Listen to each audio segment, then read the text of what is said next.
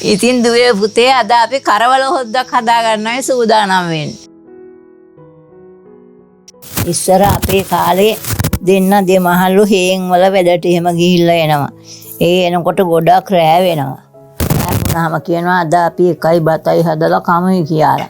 ඉතින් එකයි බතයි කිව්වහම ගොඩාක් දුරට උයන්නේ කරවල හොද්ද තමයි. කරවල හොද්ද හදාලා තමයි බත් ටික කන්නේ රෑට. එහෙමකෝ මාංශි වෙලා ආවහම බොහොම අමාරුයි උයා පියා ගන්නත් ඒ දෙන්න දෙමහල්ලු දෙන්නට. ඒකයි දැන් වැඩි හරියක් කඩේ කෑම කන්න පුරුදු වෙලා තියෙන්නේ. කඩේ කෑම නොකා මෙන්න මේ විදියට කරවල හොද්දක් හදාලා බත් ටික උයාගෙන කෑවත් හොඳයි රස කොහොමද කියලා බලන්න. කරවල හොද්දක් උයාලා කරවල හොද්දේ රස කොහොමද කියලා.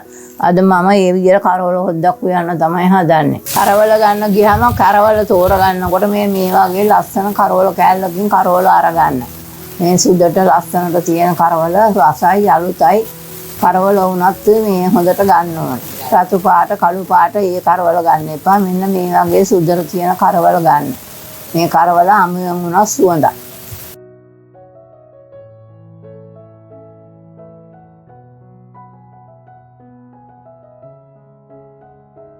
කරවල ටික අපි හොඳට හොදගත්තා.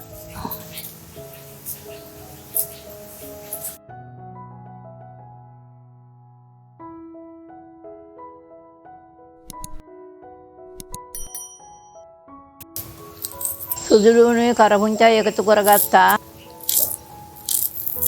ඔෆිස් ගිහින් ඇවිල්ලා නෝනයි මහත්තයා දෙන්න එකතු වුණාම බත් කුජාල කරවල හොද්දක් හදාගන්න පුළුවන්. බෑග් එකට බත් පාර්සලේ දාන් ඇවිල්ලා මේස උඩ දිග ඇදගෙන කනවට වැඩිය හොඳයි. අපේ ලිපේ උයාපු කරවල හොද්දයි බතයි. ඉන්නේ එහෙම කරන්න පුරුදු වෙන්න ඕනේ. දෙන්න අතර සමගි සම්පන්න කනුත් වැඩි වෙන්නේ එතකොටයි. රතුලෝනුයි අවමිරිසුයි රම්පයි එකතු කරගත්තා.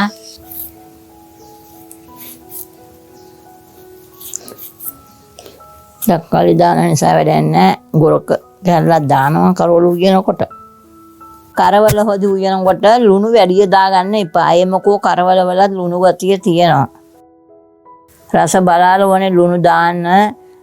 ආයේ ලුණු වැඩි වුණොත් එහෙම කරවල වලට ලුණු කලින් මේ වේලනකොට දාපුවා තියෙනවා.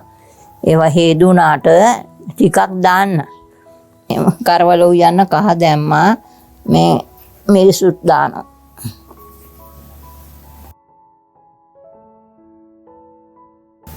තක්කාලි ගෙඩි එකමාරයි දැම්මේ.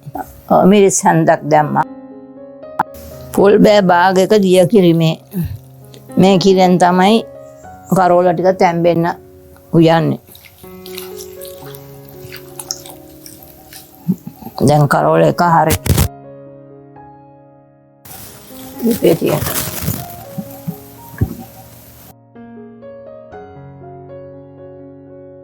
අපි හොද්දට උළුවාල් ටිකක් දාන්න.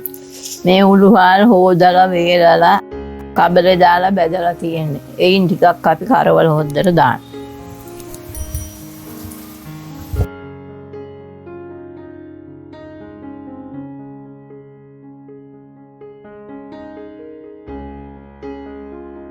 කරවල හොද්ද ලිපේ තියාලා විනාඩි 10ක් විතර වෙනවා. අපි දැන් ඒකට මේ මිටිගිරි ටික දාගන්නයි හදන්නේ.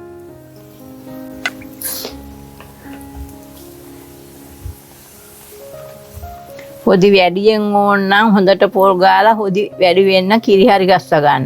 හොදි අඩුවෙන් ඕන නම් පොල් භාගයක් විතර ගාලා කිරි දාගන්න.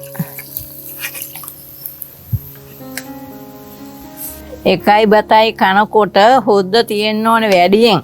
ඒක නිසා පොල් බෑයක් විතර ගාලා හොදි හරි ගස්ස ගන්න. හොද්ද හොඳට තිබුණාම මහත්තයා ආවි හොද්ද හොඳයි නේද නෝනා කියලා. ඒ නිසා ඒ නම අහගන්න හොද්ද හොඳට උයන්න.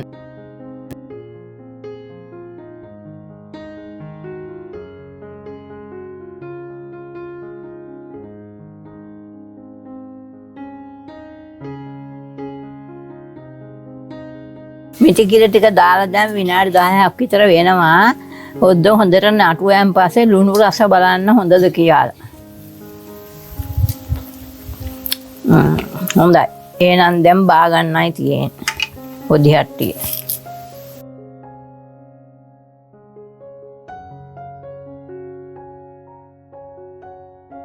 කරවල හොද්ද උණු උණුවේම මෙන්න මෙහෙම බත් එකට බෙදාගත්තා නම් කන්න පුළුවන් ෂෝක් එකට. අනේ